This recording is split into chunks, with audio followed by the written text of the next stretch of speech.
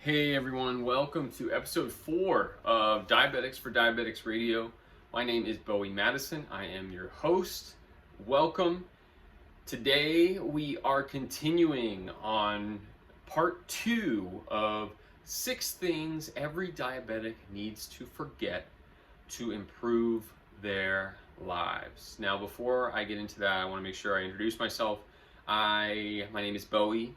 I have had type 1 diabetes for 21 years. I am going through the research now, experimenting with supplements, herbs, diet, and looking for a cure along the way. So I, about 2 years ago, came across a lot of really great information in the alternative health space, and none of it was necessarily being applied to diabetes, but the thought entered my head, why not apply some of this to diabetes? Now, as you'll hear in this video, as well as the one I did earlier, part 1, a lot of the information pertaining to diabetes now is set up in a way that makes us feel like we're victims of diabetes, and that it lulls us into a sense of complacency, of obedience to a higher authority that knows something more about the disease than we, the patients, the diabetics, do. And I've begun to deconstruct that a little bit. And the more I find, the more confident I become. The more confident I become, the more I realize that there's still a lot we do not know about diabetes. And very few people know less about diabetes than diabetics themselves. So I'm on TikTok as well. So if you're hearing this and you aren't following me on TikTok, that's a great place to catch a lot of my short form content. But when I started that page just a couple months ago, I was astounded by a lot of the feedback I was getting from people watching my videos. They were diabetics who didn't know very basic things about the disease. You know, what insulin does, what the pancreas does. You know, very simple, accessible ways to,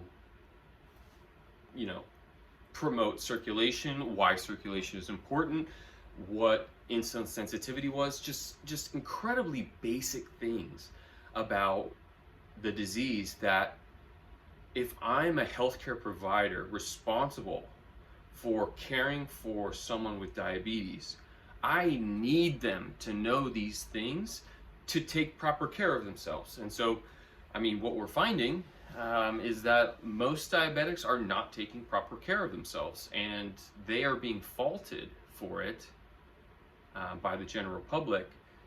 But you come to find that that's not really fair. They have been convinced that they don't have the power to know. That removes the incentive to even ask, and the information that they are being given is not enough for them to take proper care of themselves. So we are in this negative feedback loop or positive feedback loop, I suppose, where, I'm a diabetic and I want to know more, but I'm convinced that I can't know more myself. I have to go to the source, my doctor, endocrinologist, healthcare provider, what have you. I go there, they give me watered down, outdated information. I do that, I get worse. I need more information. I go to the doctor, I get more outdated information, or medication on medication on medication, and it just starts this crazy spiral. And diabetics we just want answers. What is going on? Why is what we're doing not working? and where do we go from here? So that is where let's have that in the back of our minds as we go through this journey. Now, this is part 2, like I said, part 2 of 6 things that every diabetic needs to forget to improve their condition. I recommend watching part 1 first, watching or listening on Spotify or YouTube.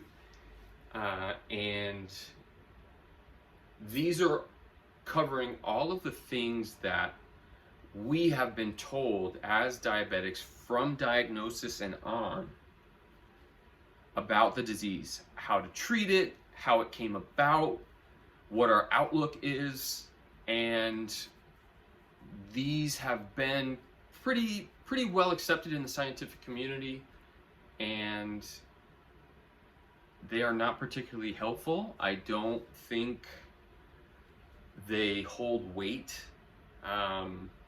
when you apply the magnifying glass to them. So this is what I have found. This is what I am theorizing surrounding these 6 basic concepts about diabetes, and how forgetting them or changing them is going to make diabetic lives better. Now, part 1, like I said, go listen to it. The 3 points that I covered were that diabetes is genetic. Type 1 specifically, like I said, I am type 1, but type 2 has a genetic component to it as well. It runs in the family. You're more prone to it if someone in your family has it, what have you. So diabetes is a genetic thing, and there's nothing you can do about it. That is one untruth about diabetes that I'm looking to challenge. The second is that your immune system attacked your beta cells. Your immune system is the villain in all of this, and that is what is responsible for diabetes coming about. I'm challenging that and saying that it is not your immune system's fault, and that largely the autoimmune outlook on health is not correct. So there's that. And then the last one, alternative health is a hoax. It is pseudoscience, and it is not worth your attention. You should only get your medical, anything credible medically has to come from modern medicine. That is not true. That is not true. And anybody who's a diabetic now who has, if you're a diabetic now, you're taking more than one medication, right? Type 1s may be a little bit different. You're taking insulin, but type 2s, Ozempic, Trulicity, you're probably on a blood thinner for high cholesterol. You're probably on, you're on a statin, you're on a blood thinner, you're on all of these things to help manage the symptoms, the secondary symptoms of diabetes as well, the complications of diabetes. So nothing's getting better now, is it? So we have put so much trust into modern medicine, our doctors, and the things that they prescribe without getting results. And it's cost us our sight and our trust in natural remedies. So plant medicine, Ayurveda, Chinese traditional medicine, any combination of natural product, herbs, spices, foods, things like that. And that's just not right. That is just not right. They are worth our attention. So for today's episode, the 3 things, number 4, 5, and 6 of the 6 things. Number 4, type 1 and type 2 diabetes have nothing to do with each other. There is a reason whenever you hear someone say, oh, diabetes, which type? Type 1 or type 2? Okay, well, I'm only talking to someone with type 2. I can't talk to anyone with type 1. That mentality of the 2 with the same exact name, diabetes, have nothing to do with each other. And that if you're a type 1 diabetic and you see research going into type 2, you can't take anything from it. And if you're a type 2 diabetic and you see something that a type 1 diabetic is doing, there's nothing you can do with that information. That is not correct. That is not correct. And We'll get into some of the things why that is, and how we need to work together. We have been inadvertently divided and conquered in terms of pooling resources and pooling information. Number 5 is that stem cells and pancreatic transplants are our only hope for a cure, right? And that's the bug that's been in our ear. I was diagnosed in August of 2001, and that was the hot new thing, was stem cell therapy, genetic modifications and manipulations to help regenerate beta cells, suppress the immune system, any combination of those things to get rid of diabetes. And I'm arguing that stem cells and transplants are not the answer. There is a better way that harnesses the power of your body without any external work. So stem cells and transplants are not the only answer. And then 6, food has nothing to do with your development of diabetes. Now, this is a little bit more applicable to type 1s because, as we've been told from day one, it's genetic. There's nothing you could do about it. There's nothing you could have done in your diet to avoid this. Don't even worry about changing your diet. You would have gotten it no matter what. You're going to have it forever no matter what. Just keep, eating what you're eating.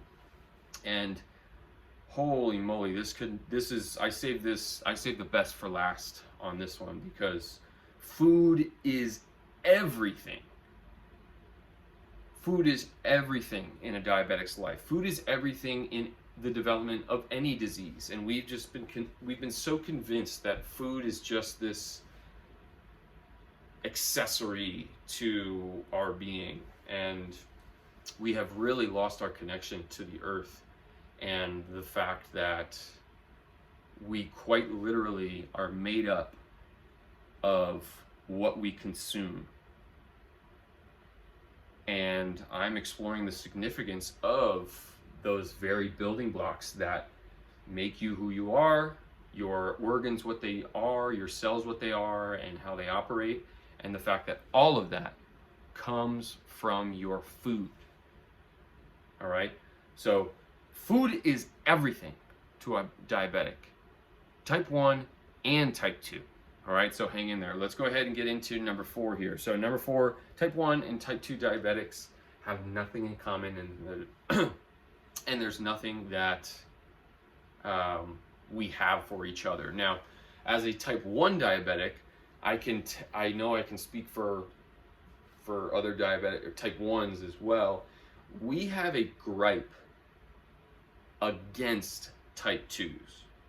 And I'll tell you why. Because all of the research, the word itself, diabetes, has been completely stolen from type 1s.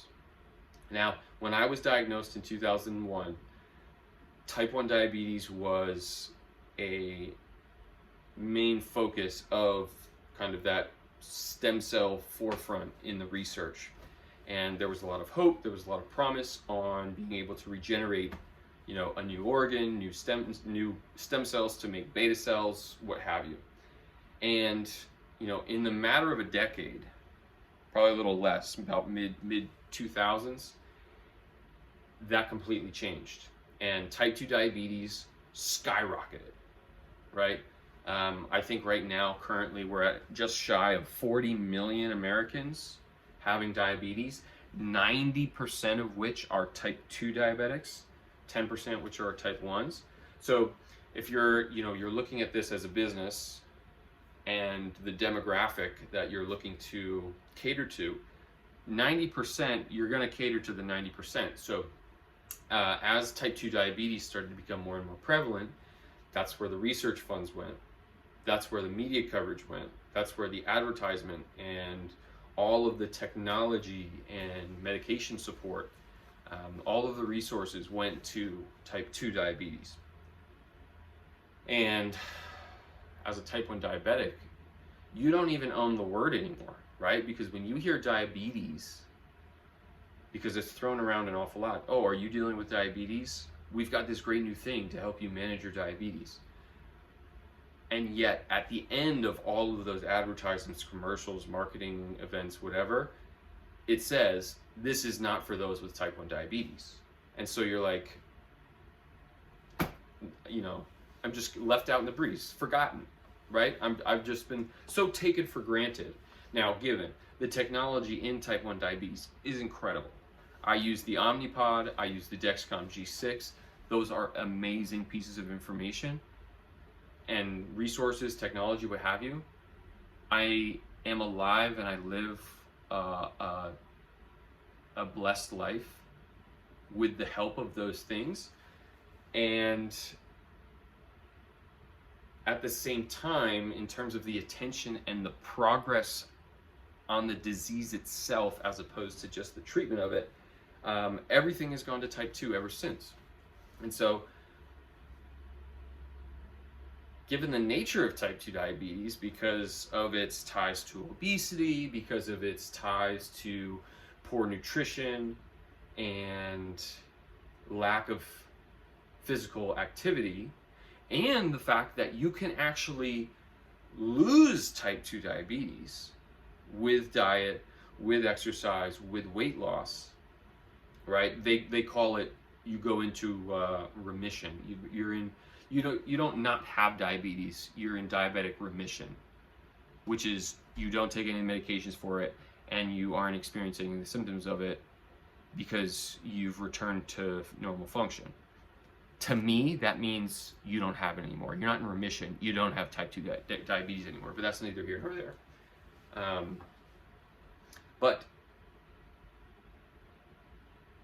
as a type 1 diabetic, me hearing that if you have type 2 diabetes, there's a way for you not to have it and you're not doing it, fuck you. That was my attitude for the longest time, because what do you, like, give me a sliver, give me a tenth of that hope, right? Tell me that I need to eat this much and I need to be this active to get rid of my type 1 diabetes. Guess what? It's getting done today for as long as it needs to until it's gone, right? And you see every person with type 2 diabetes, and they're eating the same thing. They're asking for another medication. They're complaining about this and that and this not working, and yet they're not doing the basics that have been shown to eliminate the disease. And that's just frustrating. Sends me up a wall. But I don't believe it's that simple. I think it is that simple for a lot of people. But again, you have to go to, where are they getting their information? Do they know? And are they being given the resources to actually accomplish any of that? So type 1s that are frustrated, withhold judgment, because type 2 diabetes is a blessing for you. Because, like I mentioned, all of the resources are being dedicated to type 2 diabetes. Understanding things like improving insulin sensitivity, protecting and preserving living beta cells, encouraging beta cell growth, and increasing circulating insulin. Metrics like that. Which of those do we not care about as a type 1 diabetic? We care about all of them. We need all of them. Insulin sensitivity?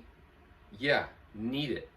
If I'm using less insulin, that's excellent, right? Not only are my prescriptions lasting longer and I can stockpile my prescriptions so that, God forbid, I'm traveling, I'm in between jobs, what have you, I have a stockpile of insulin. Excellent. Great. Yeah.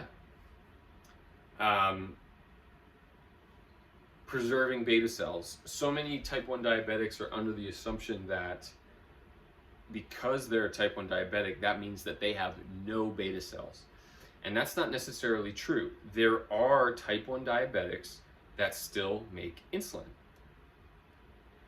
It is a matter of threshold, right? So I've made this metaphor in my TikToks about your pancreas as a water tower, right? So you've got this great big tub of water filled all the way to the brim. The water tower is your pancreas. The water inside are the beta cells and their ability to make insulin. So full water tower is a normal person with a functioning pancreas. Now, through inflammation, through any of the things that we've been told contribute to the development of diabetes, those are things that put holes in the water tower and drain the water from it, right? So there are holes in the pancreas. The water, or your pancreas's ability to create insulin, decreases, right? There's less insulin to go around. Now, think of the descending water level as your entrance into the diabetic state, right? So let's say you've got full, you're healthy, through inflammation, genes, whatever it is, you're down to half, right? So if you're at a halfway point, that's where type 2 diabetes lies, right? So you have compromised ability to create insulin because of the holes in your water tower, and you have less water to go around. And the water that is there, the cells that are there making insulin, see that it's only half full. And so they are worried about having enough. So the water tower starts releasing more water into your body to account for the loss of half of the tank.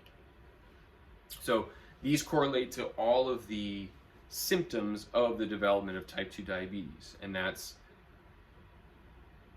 beta cell loss, that is increased circulating insulin. So that doesn't make sense, because you're like, oh, well, you're diabetic. Why are you making more insulin? You're making more insulin because the beta cells are dying. The existing beta cells that haven't died yet are seeing that and overcompensating by pumping out more insulin. Okay? Now, from there, you enter into the sensitivity factor, right? So now you've got all of this circulating insulin, and, at the site of the cell, because there's so much circulating insulin, and the fact that the inflammation that you have is glycating or altering the receptors on the cell surface that allow for insulin to do its thing, those are changing form, changing function, and now you're becoming desensitized to insulin, right? And that's insulin resistance. So you just have all of these things happening as that water level drops. Now, for type 1 diabetics, you're like, okay, well, my tower's just at 0, right? I have no insulin, I got nothing. But there is a critical threshold. Let's just say it's at a quarter, right? A quarter tank. That critical threshold is a point where the insulin made, if there's any less insulin than a quarter tank, your body cannot do what it needs to do, right? It's equivalent to running on empty in terms of staying alive, but there is that amount of space between rock bottom, nothing there, and that quarter tank and below, that critical threshold, where yes, there is still circulating insulin, but in terms of it being enough to keep you alive, to account for all of your cells that require insulin on a moment-to-moment basis, it's not enough.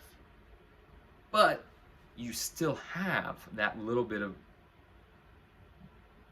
water in the tank available. It's just not enough. Okay? So beta cell preservation in the diabetic research, why wouldn't we care about preserving what we do have, right? Because if we're thinking about the ability to regenerate or clone or duplicate, beta cells. We want to have them there.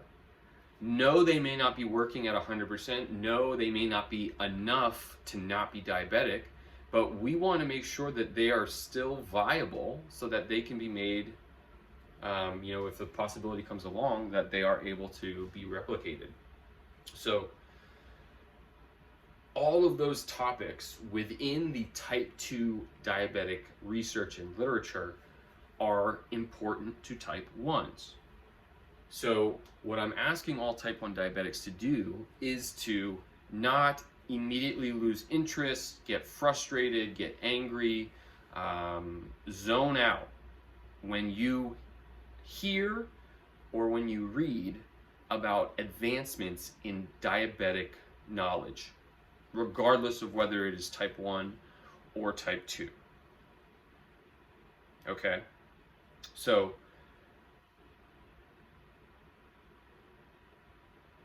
that just opens up so much, because in all of my research regarding these herbs, supplements, mineral balance, iron overload, things like that, all of the research is done on the type 2 model,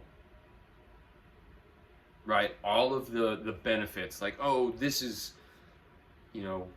berberine does this incredible thing for diabetics. So if you're a type 2 diabetic and you're doing this, try berberine. Okay, well, if I were a classic type 1 diabetic, I'd be like, berberine's only for type 2s. I guess it's not for me. That is not true. Okay? So getting past that block of feeling so attached to, well, I'm type 1, I'm not type 2. Oh, I'm type 2. What type 1's doing doesn't apply to me, is completely bogus. You need to have your eyes open for anything related to diabetes, because it can be applied to you. Does it necessarily mean that it automatically is? Not necessarily. But the more you allow yourself to read and be open to, the more links that you are able to cross and see between the two. Right? Because I started this journey feeling that same way, that they were different, and I was like, I didn't have a choice, because no matter what I looked up, all of it was only applicable to type 2 diabetes. So I said, okay, listen, I've got diabetes, they've got diabetes, I'm not worried about type 1, type 2, I'm just going to read it and have it go. And all of that information that I am pulling from the type 2 diabetes research has made my life as a type 1 diabetic infinitely better.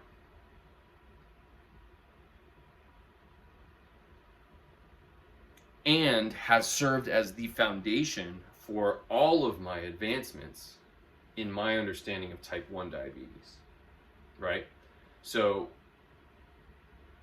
don't let this be like a covert mission of, the scientific community to suppress information. And it's like, oh, well, the information was there, it was just, maybe mislabeled a little bit. No, the information is there for the taking.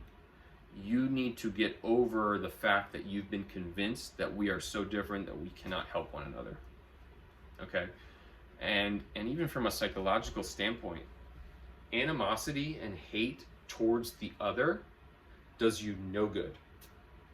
Does you no good, right? All that bitterness you have towards type 2 diabetics is costing you valuable information and costing you the opportunity to know your condition better and your ability to heal yourself.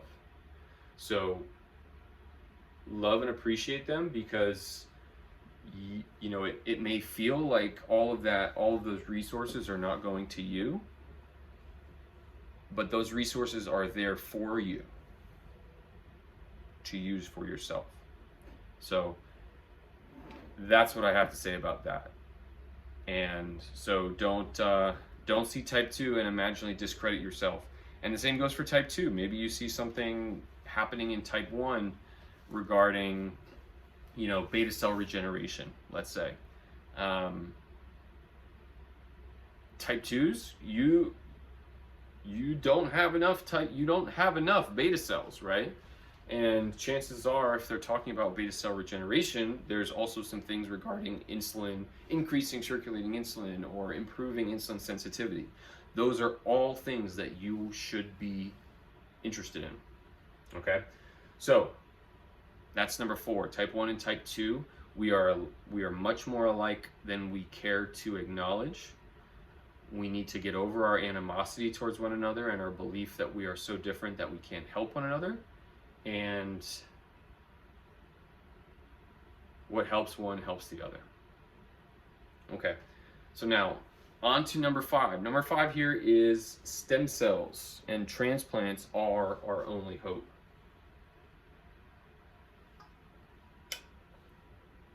And this can be a hard one to swallow because people have put so much hope into this basket of stem cells being the answer, because quite literally, as a type 1 diabetic, it is the only hope that we've ever been given, right? I think the New York Times did an article in 2019 about a type 1 diabetic, a middle-aged older gentleman in his 50s, I think, who had been a type 1 diabetic for a long time. He had stem cells transplanted, or a pancreatic transplant of some sort, and his symptoms dissipated. Like, he wasn't experiencing diabetes anymore. There was another woman in the UK earlier in the 2010, 2015 range, and she had a pancreatic transplant, a successful one at the time. I don't know any follow-up. But the point is, where's the follow-up? Is that guy still cured? Like, what happened to him? There was one article on him and nothing after that. And if they are making progress with that, they're being eerily quiet about it, right? So, okay, if it's great and it's working, you know, enough that you're willing to have an article printed about it, why aren't we doing more of it? Or what progress can you share about the outlook? Because as a type 1, we've been told just a couple more years for 20 years. It's like, oh man, this is, you know, when it started off, it's, you know, in the positive light, it's, we're making such great progress. Now's a, you know, you're lucky to be a diabetic now because they're doing so much work on it, and it's just a couple years away. And yet when they published something like that article in 2019 about that gentleman who had the stem cell transplant or of some kind, it was, while this success is exciting, a treatment is still years away. Right? So instead of just a couple more years, now it's, oh, it's still a few years away. So we are just, you know, just in purgatory, stem cell purgatory. And I'm sick of it. I am tired of hearing about stem cells. I am tired of hearing about transplants and then hearing nothing to support it. No encouragement, no progress. Tell me why I should care. Now, with all of the things that I'm finding out, part 1, in terms of the genetic nature of diabetes and how unstable that is, and the fact that there are things outside of the genes themselves that influence genetic expression and the arrival at a disease state, and the fact that we are incorrectly villainizing our immune system when it is the cell function itself and the environment that's influencing it that are the real issue and not the immune system itself, and that there are natural remedies that help correct those issues. It makes me see that stem cells and pancreatic transplants not only aren't the only hope for diabetics, it's that they're not very good. They're not a good option to begin with. So let me explain. Think of your pancreas as a bed of soil, right? I love gardening. I love greenery, I love plants. So I'm thinking everything as a gardener, as someone growing seeds. So think of your body, think of your pancreas as a garden bed filled with soil, right? So we are born, we have a functioning pancreas. Most have a functioning pancreas at birth, and then it eventually gets to that point. I was diagnosed at age 8. So for the first 8 years of my life, I've got this soil bed with seeds that are growing. They are fruiting, they are harvested every year, they're doing their job, they're living their life. Life is good. And then at age 8, it turns out that the soil has been depleted. And there's not enough sunlight, and there's bugs in the soil, and there's not enough minerals in the soil for the plants that have been planted to grow. And they wither and they die. And now I'm in this disease state. The idea behind a stem cell transplant or a pancreas transplant is that we have this brand new plant, right? Your plant's withered and died, and we're really sorry. But listen, we have this beautiful plant that does exactly what the last plant that you had that died did. And it's gonna make everything better. It's gonna give you everything that that plant gave you, okay? So we're gonna go ahead and plant it in this soil here, the one that is depleted, that doesn't get enough sun, and that killed your first plant. And boy, we are gonna hope that it grows, because look at this nice plant. We grew it in this lab. You paid $9 million for it, and yeah, it should be good, right? We'll give you some weed killer, some insecticide, and yeah, good luck. And that just doesn't make sense now, does it? Because it's not the plant's fault for dying. The plant is rooted in earth that does not sustain it. So you can give me the healthiest, greenest, most fruitful plant that stem cells could ever give me, and it's not going to grow if the soil is not good. Okay?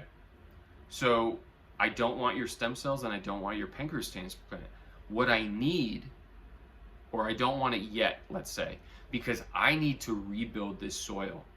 I need to improve this environment. I need to weed whack the shit out of my garden to make sure that it gets enough sun, that the soil has enough food, enough oxygen, enough nutrients to support this incredible plant.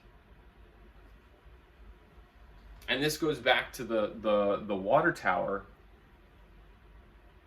metaphor for your pancreas. So for type 1 diabetics who are below threshold in terms of the amount of water that, or the amount of insulin we have to circulate, what if improving the quality of the soil allows for those existing beta cells to grow again and to refill the water tower?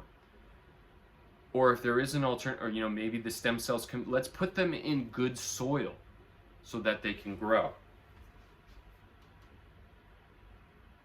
Does that make sense to everybody? Because what they don't tell you about stem cell transplants, about pancreatic transplants, is that once it's transplanted, and let's say you are experiencing success and you're 2 months diabetes free, what's preventing it from happening again? Because what none of that covers is the fact that they still don't understand fully, or are not sharing so, that they know why it happened in the first place, right? So if you don't know how it happened, you can't prevent it from happening again. So now you've got this great new organ. How are you going to protect it? How are you going to prevent the same thing from happening to the first pancreas you had? If you don't know why it happened, you can't protect it from happening again. So that is just so short-sighted and incomplete for me. So I am less excited about that because, okay, got my transplant. Guess what? Now I've got a prescription for immunosuppressants that I've got to fill every month. I'm done with prescriptions. I'm done going to the pharmacy. Don't want to do it anymore. Okay? So, I know that there are some, and I was one of them at one point, where it's like, sure, I'll go to the pharmacy again. I don't care. Like, just no diabetes. That's cool. But the idea is freedom.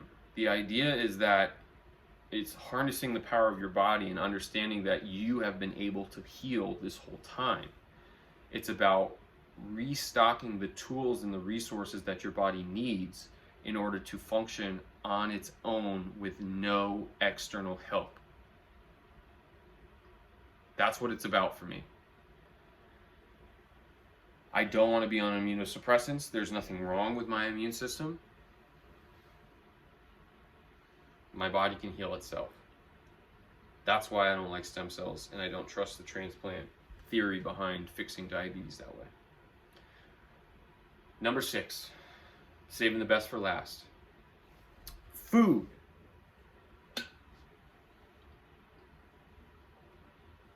We've been told had nothing to do with us developing diabetes. Type 1 specifically. So, this is if you've been following along with part 1 and part 2, it's hard to see how food doesn't play a huge part in this because, okay, we covered the gene aspect and the autoimmune aspect, and that's the fact that it's not the genes themselves that are causing any problems. It's the environment within the cell affecting the expression of the genes, expressing the action of the immune system, eliciting the reaction of the immune system. And that boils down to environment, right? And what does environment mean? Environment means, sun quality, air quality, water quality, the basic currency of the cell. Voltage gated channels, sodium, potassium pump, calcium and magnesium regulated neurotransmitters, things like that operating the cell at a very fundamental level. Think biology 101, all the way back to middle school. What are the body's sources for those raw materials? The sodium, the potassium, magnesium, calcium, phospholipid bilayer that makes up your cell membrane, the proteins and amino acids that make up all of the proteins and hormones and enzymes that make your body go. Lipids are fats. Amino acids, enzymes, are protein. Think of the mitochondria and breaking down glucose into ATP to be used for cellular energy. What is glucose? Glucose is sugar. Sugar is a carbohydrate. So you've got carbohydrates, you've got proteins, and you've got fat. That is food. That's food. And then you've got minerals. So salt, sodium, potassium is a salt, magnesium is a salt, calcium. Those are just 4, right? You've got boron, you've got phosphorus, you've got manganese, you've got chromium, iron, copper, all of those things. All of those things, the only way for them to get into your body and be incorporated into your cells to influence their expression and their operation is for you to eat them. Okay? It is your food that is supplying these basic raw materials that your body operates on at the most fundamental level. And we have been convinced from day one. I remember being in the endocrinologist's office after going through like a traumatic week of just like, all right, this, your life has changed forever. This is what you have to do now. And me thinking like, okay, well, how did this happen? Like, what can I do to help this? And I remember asking about, okay, well, what can I eat now? Like, oh, well, you've got insulin, so you can eat anything you want. And I was like, really? You sure? Like nothing changes? Like nothing, like, no, food had nothing to do with this, like, just had the cookies crumbled, you lost the genetic lottery, that's what it is. Really sorry about it, but as long as you get your insulin, keep eating what you're eating, and God, that just does not make sense. And type 2 diabetes and type 2 diabetics have put that concept on blast, because you're going to tell me food and nutrition has nothing to do with the development of type 2 diabetes? You are absolutely crazy. You are absolutely crazy if you think food has nothing to do with it. Now, if you're feeling guilty as a type 2 diabetic and you're like, well, I don't know what to do, I believe you, and this is not to pass blame, but everyone, type 1 and type 2, need to open their eyes and realize that food is the reason that this happened. Food is the reason this happened. Convince me otherwise. What form of gamma radiation, what form of, divine intervention just took your genes, flipped the switch, and now you are the way you are, right? And now I know some of the biggest pushback I've gotten on this are people who are diagnosed with diabetes at a very young age. So, 2-year-olds, 3-year-olds diagnosed with diabetes, what could they have possibly done in those 2 years what could they have eaten in that amount of time that just, broke their system, Bowie, if what you're saying is true. And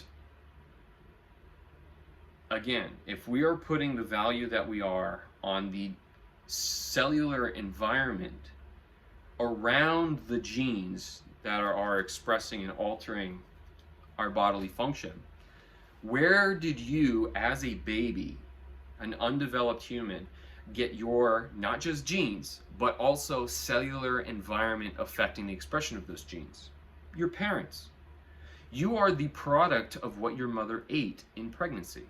You are the product of the hormonal profile, which is a direct result of the diet of your mother and her father, right? So this is not just, oh, what have I eaten in my lifetime to put myself in a position to become diseased? This is, what have I inherited from my parents and their parents? There is this multi-generational accumulation of imbalance in our diets, of pro-inflammatory, oxidative, reactive imbalances, substrates, all of it, that is now coming to a head, right? If you look at the rates of all of the autoimmune conditions, diseases, and what have you, it is exploding. It's exploding. And our healthcare system has no idea how to handle it beyond medicating. And we don't even have the foresight within the treatment with the medications that we have to understand the long-term effects of those, right? How many of you diabetics listening now have been taking metformin for the length of your condition? right? I have people come up to me and say, oh, my liver failed because all the metformin I took, or my B12 has just been destroyed. I had a hysterectomy, or I developed cirrhosis because, I'm taking all of these medications. And how did we get here? How did we get here, and how do we fix it? So we need to realize that food is the only true medicine. The answer, not just to managing symptoms, which is what we're told as diabetics, is our only option, right? Diabetics talk about, okay, well, what diet do I eat then? Keto? Keto's like a low carb, high fat, mid protein. And on paper, it works because we as diabetics have been convinced that carbs and sugar are the enemy, right? Because, you don't have insulin to properly utilize sugar, so no sugar is the answer.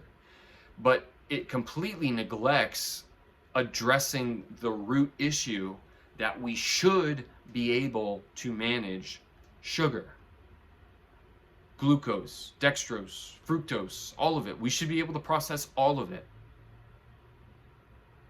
And we can't get past the fact that we can't, and that we think our only hope is making our existing system, like optimizing our existing system to account for what we've lost, without actually going back and trying to fix the root cause. So if you can't tell, I get fired up about it because it is so clear to me. It is so clear to me, the connection between food and the development of type 1 and type 2. So I'm going to stop there. We're about 50 minutes in here. So take all of these and ruminate. Just let them be. Look at them. Think of the points that I've covered in each of these topics, and ask yourself, why did I think this wasn't true? Or, for the reasons I thought they were true to begin with, are they good reasons? The first one we did, type 1 and type 2, are they really that different?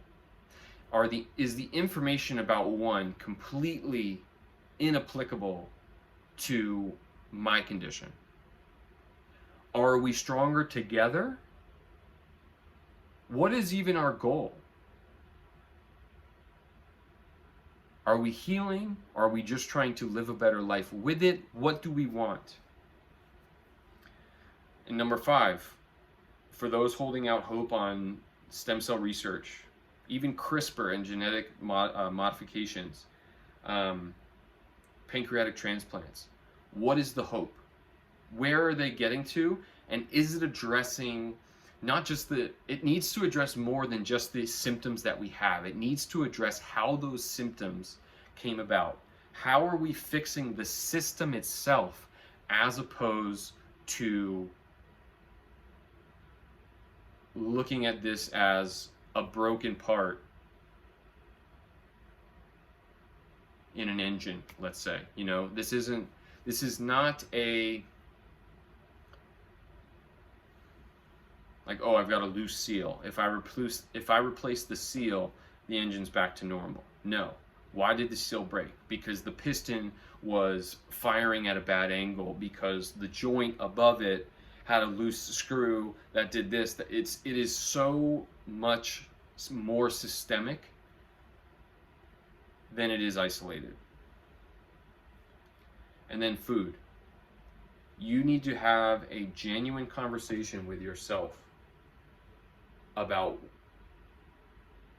don't go looking for answers just yet, because that right now we don't have a good source of information to address those issues. We don't even know what the issues are with the food that caused this to happen. I've got some ideas, and those are things we'll cover later on in future episodes. But how could food not have a role in the development of disease? How could it not?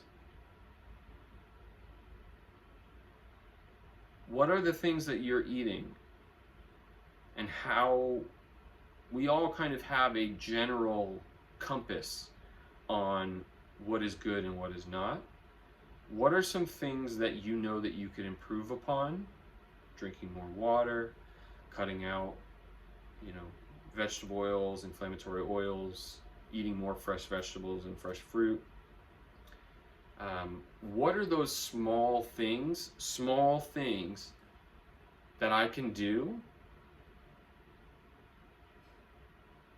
that I believe that we will see and come to find are much more important than we've been told that they are? All right. So this is me signing off. Thank you so much for being here. Again, this is part 2, number 4, 5, and 6 in the 6 things that every diabetic needs to forget with the replacements for those same things that are going to improve your outlook on your condition and how you live your life with diabetes. All right. Thanks so much for being here. I really appreciate you. I love you. Please follow here on Spotify or Anchor, as well as my YouTube channel where I'll have this uploaded as well. And cheers.